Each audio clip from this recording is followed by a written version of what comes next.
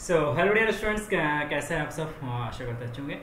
And आज के इस वीडियो में बेटा क्या मोस्ट इंपॉर्टेंट टॉपिक के बारे में डिस्कस करने वाले हैं।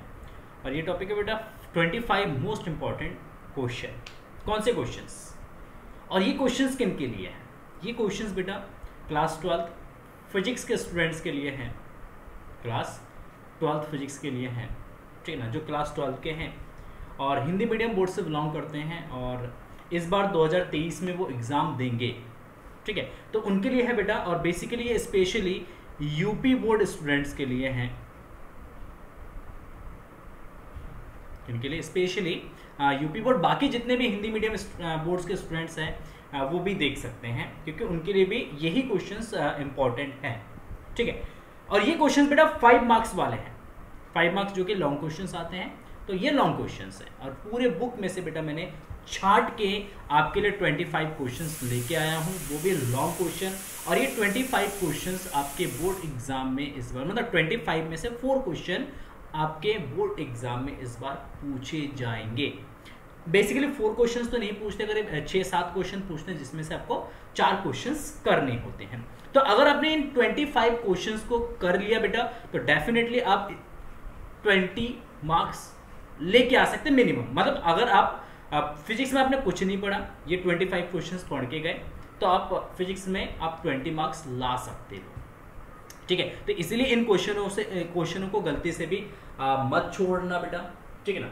जितने भी क्वेश्चंस हैं इन क्वेश्चंस को गलती से भी मत छोड़ना, इन क्वेश्चनों को प्रिपेयर करना। देखो, अगर मैं आपको बताऊं, अगर ऑन एन एवरेज अगर एक दिन में अगर 2 क्वेश्चंस अगर आप प्रिपेयर करते हैं, एक दिन में 2 क्वेश्चंस प्रिपेयर करते हैं, तो 25 क्वेश्चन है, तो ये 25 क्वेश्चन आपके 12 दिन में कंप्लीट हो जाएंगे, 12 डेज में कंप्लीट हो जाएंगे। और 12 डेज में बेटा अगर आपने इन क्वेश्चंस को कवर कर लिया, तो आप 12 दिन में फिजिक्स में 20 नंबर ला सकते हो। समझ रहे हो ना? मतलब 12 दिन में आप 20 नंबर फिजिक्स के अंदर ला सकते हो, कोई आपको नहीं रोक सकता है 20 नंबर लाने में। तो इसलिए 12 दिन एक क्वेश्चन, अगर 2 दिन, मतलब एक दिन में अगर 2 क्वेश्चंस अगर करते हो, 12 दिन में अगर एक दिन में 3 क्वेश्चंस करते हो, तो आप 7 से 8 दिन में इसको कवर कर सकते हो, ठीक। वो डिपेंड करता है आपके ऊपर कि आप कितने दिन में इन क्वेश्चंस को कवर अप कर रहे हो। देखो, चलिए क्वेश्चंस पे चलते हैं। देखो, पहला क्वेश्चन है बेटा आपका गॉस का प्रमेय। पहला क्वेश्चन आपका गॉस का प्रमेय।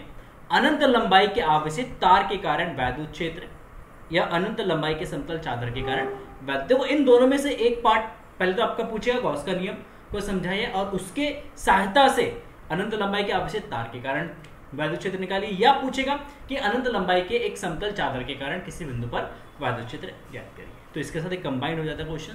तो ये फर्स्ट क्वेश्चन। सेकंड क्वेश्चन है अक्षीय या निरक्षीय स्थिति पर वैद्युत क्षेत्र या विभव। अक्षीय स्थिति पर आपका वैद्युत क्षेत्र भी निकालने के लिए पूछ सकता है, या विभव भी निकालने के लिए कह सकते हैं, या निरक्षीय स्थिति पे वैद्युत क्षेत्र या वैद्युत विभव निकालने के लिए कह सकता है। नेक्स्ट आता है क्वेश्चन नंबर 3, समांतर प्लेट की धारिता। बहुत सिंपल सा डेरिवेशन है। समांतर प्लेट संधारित्र की धारिता C is equal to KA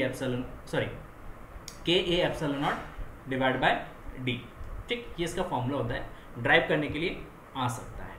next आता है अनुगमन वेग, और अनुगमन वेग तथा धारा में संबंध स्थापित करने के लिए पूछ सकता है, या अनुगमन वेग से ओम के नियम की उत्पत्ति पूछ सकता है 5 नंबर पर। ये क्वेश्चंस बेटा हर बार बोर्ड एग्जाम्स में पूछा गया। अगर आप बोर्ड एग्जाम्स के प्रीवियस ईयर के क्वेश्चंस पेपर अगर उठा के देख लो बेटा, इन्हीं में से आपको क्वेश्चंस लॉन्ग क्वेश्चंस में दिखेंगे, डेफिनेटली गारंटी 101%, ठीक है। उसके साथ ही किरचॉफ का नियम प्रथम तथा द्वितीय नियम। किरचॉफ का प्रथम नियम भी आ सकता है, द्वितीय नियम भी आ सकता है, या दोनों नियम एक साथ पूछ सकता है, क्योंकि लॉन्ग क्वेश्चन बनेगा। तो किरचॉफ का प्रथम नियम और द्वितीय नियम ये दोनों पूछ सकते हैं।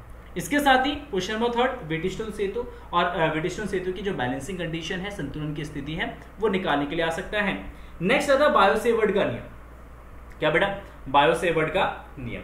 वृत्ताकार लूप के कारण केंद्र पर चुंबकीय क्षेत्र की तीव्रता या अनंत लंबाई के धारावाही तार के कारण चुंबकीय क्षेत्र। देखो, एक तो बायो-सेवर्ट लॉ से पूछ लेगा, या बायो-सेवर्ट लॉ की हेल्प से आपका कि वृत्ताकार लूप के केंद्र पर या अनंत लंबाई के धारावाही तार के कारण आपका चुंबकीय क्षेत्र निकालने के लिए कह सकता है। बहुत सिंपल सा डेरिवेशन है, चेक करवा चुका हूं मैं। सारे वीडियोस आपको सारे क्वेश्चंस आपको मेरे चैनल पे मिल जाएंगे। आप चैनल का जो प्लेलिस्ट है बेटा उसको विजिट करो। फिजिक्स का मैंने एक सेपरेट प्लेलिस्ट बना रखा है और उस प्लेलिस्ट के अंदर आपको सारे क्वेश्चंस मिल जाएंगे, ठीक है ना। इसके बाद question number 9, question number 9 ampere का परिपथीय नियम, एम्पियर का परिपथीय नियम और इसकी हेल्प से पूछ सकता है धारावाही परिणालिका के कारण चुंबकीय क्षेत्र। जब ये क्वेश्चंस बनेगा लॉन्ग क्वेश्चंस बेटा, ये कंबाइंड क्वेश्चंस बनेगा, एम्पियर का नियम और साथ में धारावाही परिणालिका के कारण चुंबकीय क्षेत्र, एक क्वेश्चन आपका बनेगा। उसके बाद दो धारावाही चालक तारों के बीच बल, इसका भी एक लॉन्ग क्वेश्चन बनता है और इसकी हेल्प से देखो 5 नंबर में इसकी हेल्प से आपका एक क्वेश्चन और पूछ लेता है 1 एम्पियर की परिभाषा, 1 एम्पियर की परिभाषा यहां पे आपका पूछ लेता है कि 1 एम्पियर की परिभाषा दीजिए, दो चालक तारों के बीच लगने वाले बल के आधार पर 1 एम्पियर की परिभाषा दीजिए, ये भी पूछ लेता है 1 नंबर में कभी कभी, सॉरी मतलब इसी के साथ 5 नंबर में इंक्लूड कर देगा। तो 1 एम्पियर के डेफिनेशंस भी आप देख लेना, आपका 5 नंबर का क्वेश्चन पूरा कवर हो जाएगा इससे।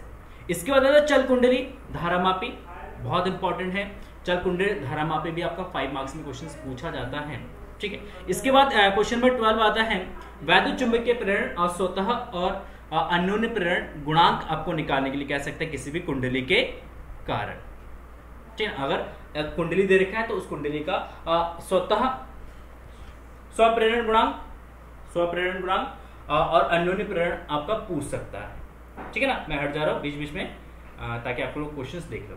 स्व या अन्योन्य प्रेरण मतलब सेल्फ या म्यूचुअल इंडक्शंस कोफिशिएंट पूछ सकता है बोर्ड एग्जाम्स में और ये 5 नंबर में ही क्वेश्चंस बनता है हर साल और करीब करीब हर 1-2 साल के अंदर क्वेश्चंस आपका रिपीट होता है।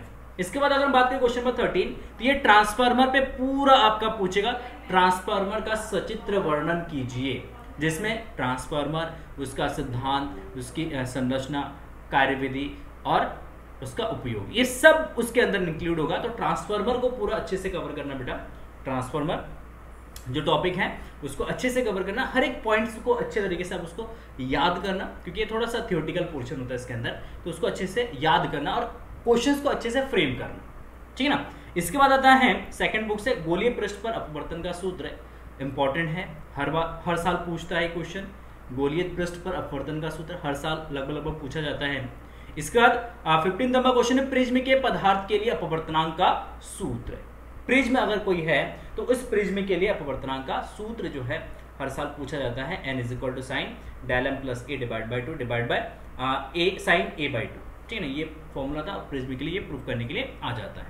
परावर्तक या अपवर्तक दूरदर्शी बहुत इंपॉर्टेंट है, ये तो बहुत ज्यादा इंपॉर्टेंट है, दूरदर्शी या सूक्ष्मदर्शी इसमें से एक क्वेश्चन हर साल बनेगा। अगर लेट्स से कि लास्ट ईयर अगर आपका दूरदर्शी पूछा गया तो इस साल आपका सूक्ष्मदर्शी पूछा जाएगा, अगर लास्ट ईयर आपका सूक्ष्मदर्शी पूछा गया तो इस साल दूरदर्शी पूछा जाएगा। एक क्वेश्चन पक्का बनता है इसमें से और अल्टरनेटिंग ईयर्स में बनता है, अल्टरनेटिंग। ये मेरा एक्सपीरियंस है बेटा, कम से 7-8 साल से मैं पढ़ा रहा हूँ और प्रीवियस ईयर के क्वेश्चंस पेपर को एनालाइज किया है मैंने और एनालाइज करके ये सारे क्वेश्चंस मैंने आपको दिए हैं बेटा। ये सारे क्वेश्चंस मेरे एक्सपीरियंस बेस्ड है, एक्सपीरियंस के आधार पर मैंने ये सारे क्वेश्चंस आपको दिए हैं, ठीक है। तो इन क्वेश्चंस को छोड़ना मत, हर एक दिन में एक क्वेश्चंस तैयार करना, एक दिन में एक क्वेश्चंस तैयार करना, 25 दिन में आपके पास 25 क्वेश्चंस तैयार हो जाएंगे, ठीक है ना। इसके बाद आता है क्वेश्चन नंबर 18 तरंगाग्र किसे कहते हैं और हाइगेंस के द्वितीयक तरंगिकाओं का सिद्धांत। बहुत सिंपल है, थियोरेटिकल पोर्शन है, याद करेंगे आप इसको और इसको समझेंगे और अपने लैंग्वेज में लिखेंगे और क्वेश्चंस को अच्छे तरीके से फ्रेम करने की कोशिश करेंगे डायग्राम्स वगैरह से, ठीक है। इसके बाद क्वेश्चन नंबर 19 है हाइगेंस के सिद्धांत से परावर्तन या अपवर्तन की व्याख्या, हाइगेंस के सिद्धांत से परावर्तन या अपवर्तन की व्याख्या, ठीक है। मतलब आपको हाइगेंस के लॉ से आपको परावर्तन अपवर्तन छोटे छोटे डेरिवेशन है, दो छोटे छोटे डेरिवेशन या तो परावर्तन पूछ लिया जाता है या अपवर्तन पूछ लिया, दोनों में से एक डेरिवेशन आपका पूछा जाता है, ठीक है। यंग का ड्यूल स्लिट एक्सपेरिमेंट जिससे आप द्विचर्या प्रयोग जो एक्सपेरिमेंट है बेटा, ड्यूल स्लिट एक्सपेरिमेंट, उससे हमें फ्रिंज की चौड़ाई निकालनी होती है, फ्रिंज की पोजीशंस निकालनी होती है, थोड़ा सा लेंथी डेरिवेशंस होता है बट इजी है, अगर आप उसको समझेंगे अच्छे तरीके से आप उसको कवर कर सकते हैं। तो यंग के द्विचर्या प्रयोग जो है ये आपका मोस्ट इंपॉर्टेंट है और इस पे एक क्वेश्चन पक्का आपका हर साल पूछा जाता है बोर्ड एग्जाम में। इसके बाद अगर हम बात करें बेटा विवर्तन, एक पतली झिर्री से प्रकाश का विवर्तन। देखो विवर्तन किसे कहते हैं, सबसे पहले तो आपको विवर्तन को एक्सप्लेन करना पड़ेगा और इससे रिलेटेड एक क्वेश्चन आपका बना दिया जाता है कि एक पतली झिर्री से प्रकाश के विवर्तन पे बेस्ड आपका एक डेरिवेशन है जिसमें हमें निकाला जाता है फ्रिंज की चौड़ाई, एक झिल्ली प्रयोग से जो विवर्तन फ्रिंजेस बनती है उन फ्रिंजेस की चौड़ाई पूछ लिया जाता है, तो उसका डेरिवेशन आता है इससे। ठीक है, इसके बाद नेक्स्ट है प्रकाश वैद्युत प्रभाव और आइंस्टीन का प्रकाश वैद्युत समीकरण मोस्ट इंपॉर्टेंट है।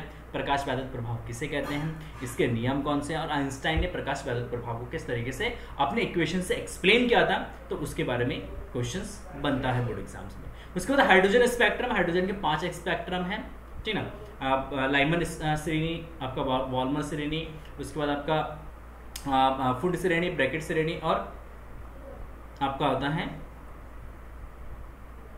लाइमन ब्रैकेट पीफंड, लाइमन ब्रैकेट पीफंड, मुझे याद नहीं आ रहा अभी। ठीक है, 5 इसमें स्पेक्ट्रम है, 5 स्पेक्ट्रम है। ठीक है, इन 5 स्पेक्ट्रम को आपको एक्सप्लेन करना पड़ेगा बेटा। ठीक है ना, देखो पीएन संधि डायोड की व्याख्या करना है। पीएन संधि डायोड पूरा, ये दोनों क्वेश्चंस आपका पूरा लैंग्वेज पे बेस्ड है, इसमें ना डेरिवेशन है ना इसके अंदर कोई न्यूमेरिकल्स है। तो पीएन संधि डायोड की व्याख्या अग्राभिनत पश्चाभिनत दोनों आएगा, मतलब पीएन संधि को अच्छे से कवर करना है आपको। और पीएन संधि डायोड अर्ध या पूर्ण तरंग दृष्टिकारी के रूप में, कभी अर्ध तरंग दृष्टिकारी के रूप में पूछ लेते हैं, कभी पूर्ण तरंग दृष्टिकारी के रूप में पूछ लिया जाता है बोर्ड एग्जाम्स के अंदर। ठीक है, तो इस क्वेश्चंस को भी आप अच्छे से कवर करेंगे। तो ये 25 क्वेश्चन है और ये 25 क्वेश्चंस को आपको अच्छे से क्या करना है बेटा, कवर करना है। ठीक है, क्लियर है? ठीक, और इसके साथ ही अभी कुछ दिन बाद, 3-4 दिन बाद, अभी 3 मार्क्स के क्वेश्चंस बहुत ही जल्द अपलोड होने वाले हैं। जितने भी मोस्ट इंपॉर्टेंट 3 मार्क्स के क्वेश्चंस होंगे बेटा, वो भी चैनल पे अपलोड हो जाएंगे। 2 मार्क्स के जो इंपॉर्टेंट क्वेश्चंस है वो भी अपलोड हो जाएंगे। और हर संडे को बेटा यहाँ पे मैं 1 शॉट वीडियोस अपलोड करता हूँ इंपॉर्टेंट क्वेश्चंस के, चैप्टर वाइज। हर एक चैप्टर्स के अंदर 1 मार्क्स, 2 मार्क्स, 3 मार्क्स और 5 मार्क्स के जो इंपॉर्टेंट क्वेश्चन है उसके वीडियोस मैं हर संडे को अपलोड कर रहा हूँ। लाइव क्लासेस लेता हूँ मॉर्निंग में 7:30 पे, तो आप लोग इस चैनल के माध्यम से अपनी प्रिपरेशंस को कर सकते हैं बेटा। और मोस्ट इंपॉर्टेंट क्वेश्चंस की सीरीज को ज्वाइन करने के लिए आपको इस चैनल को सब्सक्राइब करना पड़ेगा बेटा। सब कुछ फ्री ऑफ कॉस्ट में, कहीं कुछ आपको पेड क्लास लेने की जरूरत नहीं है। आप इस चैनल के माध्यम से अपनी प्रिपरेशंस को फ्री ऑफ कॉस्ट में कर सकते हैं। तो आई होप आप इस चैनल को सब्सक्राइब करेंगे, इस वीडियो को लाइक करेंगे और अपने दोस्तों के साथ वीडियो को शेयर करेंगे। मिलते हैं ऐसे एक इंटरेस्टिंग जानकारी वीडियो के साथ, तब तक के लिए थैंक यू सो मच।